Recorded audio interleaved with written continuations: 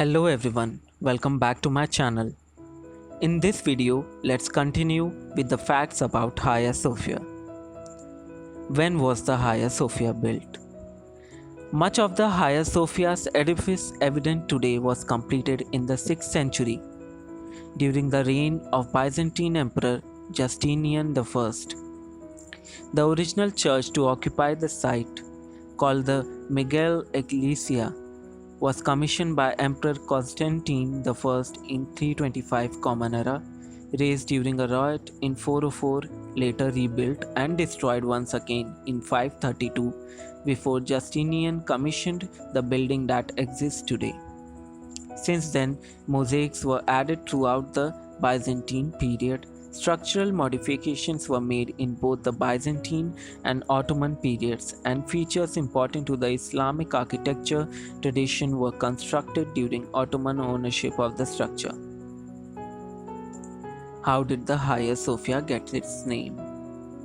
Hagia Sophia is not, in fact, the only name that the structure has gone by. Even now, it's known by several different monikers: Hagia Sophia in Turkish, Sancta Sophia in Latin, and the Holy Wisdom or Divine Wisdom in English. The name Hagia Sophia didn't come about until around 430 Common Era. The first of the three Christian structures to be built on the site had another name altogether: Megale Ecclesia or Great Church. Believers of which faiths have worshipped in the Hagia Sophia. The structure originally erected on the site of the Hagia Sophia was a Christian cathedral called the Megale Ecclesia, which was commissioned by the first Christian Roman Emperor Constantine I. Prior to that, the site had been home to a pagan temple. It went through another religious conversion after the conquest of Constantinople by Ottoman Sultan Mehmed II in 1453, when it was designated a mosque. It would remain so for many centuries until being secularized in 1934 by the Turkish Republic's first president. It was converted into a museum a year later, a decision which remains controversial. Why is the Hagia Sophia important? The Hagia Sophia is part of the UNESCO World Heritage Site in Istanbul. After almost a millennium after its construction, it was the largest cathedral in all of Christendom.